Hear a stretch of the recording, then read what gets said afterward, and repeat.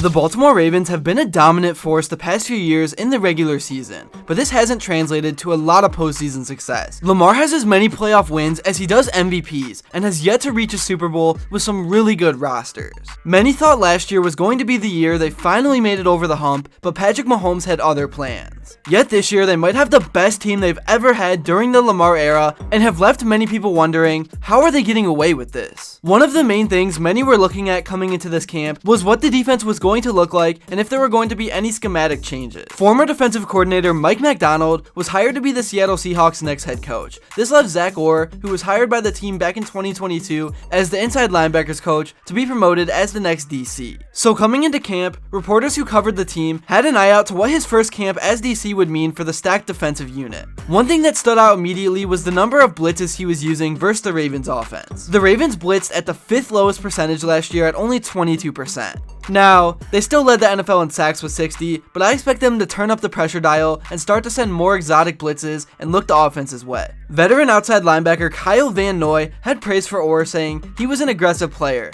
So I think that is what you're going to want to see him be as a coordinator. Minicamp also gave fans some insight into the offensive side of the ball as well. Todd Monken is now in his 2nd season as the OC with the team and is looking to make some improvements to the unit. This camp, they primarily focused on asking more from their franchise QB, Lamar Jackson. For this offseason, from a protection standpoint, being able to change routes at the line of scrimmage, being able to change run schemes, it takes him understanding how we're blocking things up front to get us to the best run and the best pass. Martin also went on to note that Lamar has been doing a great job of this. Now, while this new scheme has created an uptick in false starts, this is why the Ravens are practicing it now and believe it will be key for them come regular season time in order to keep defenses off balance even more than they already are with Jackson's running ability, which might be even more deadly this year. It's reported that Jackson cut some weight this offseason, so this might be the fastest and most elusive version of Jackson we have ever seen.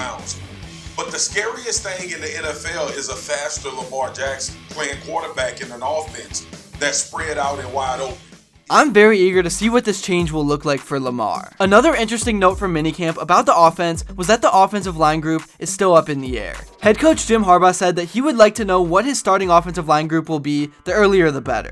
The Ravens currently have 3 different offensive line positions to figure out and did add a lot of mix and matching over the course of OTAs. One good thing though is that all that competition usually promotes for the best play out of a few of the guys. Now, while this is all great stuff, I think the moment of camp that fans were the most excited for was seeing their newly acquired running back Derrick in a Ravens uniform. Henry, the 2020 Offensive Player of the Year, has led the league in rushing yards multiple times and is going to be a scary sight for defenses this year. Jackson in a strong running scheme was already nearly unstoppable for many teams the past few years, but now a downhill massive runner like Henry being added to the mix will make the Ravens offense even more dangerous. In the past, defenses have been able to cheat and focus their attention on Lamar more than the running backs, but this won't be possible anymore. Have fun not putting maximum attention on a guy who can still make runs like this.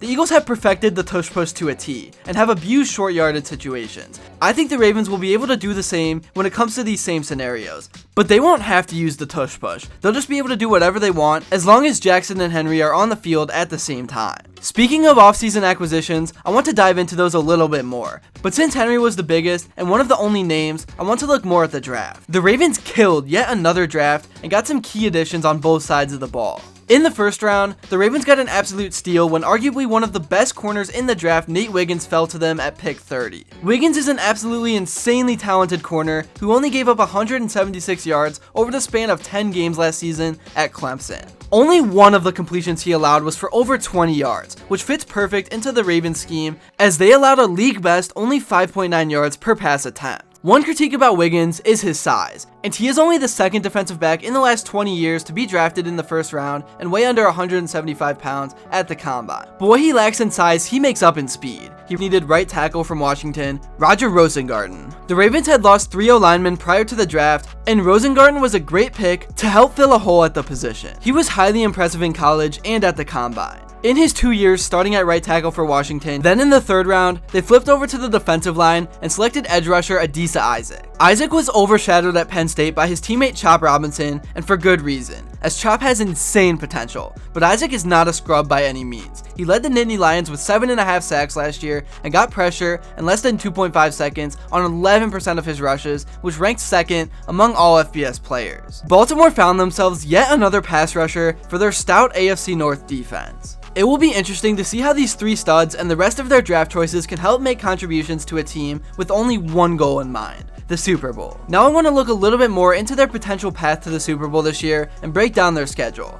Right off the bat, I have to point out that the Ravens will have one of the hardest schedules in the NFL based on winning percentage from last year. They are only behind the Browns in that category and just in front of their division rival Steelers. The AFC North automatically makes the schedule harder for any team in the division, not just the Ravens. The Ravens open things with the opening game of the 2024 NFL season being an AFC Championship game rematch versus the Kansas City Chiefs, but this time at Arrowhead. I think the Ravens will come out and make a statement, getting their revenge versus the Chiefs and starting off with a win. From there, I have the Ravens rattling off another 3 wins, with some big ones coming against the Cowboys and Bills. This will take them to their Week 5 matchup in Cincinnati, where I think they will get handed their first loss of the season. No sweat though, as I think they will bounce back and start another streak, winning 5 straight games, coming against the Commanders, Bucks, Browns, Broncos, and Bengals.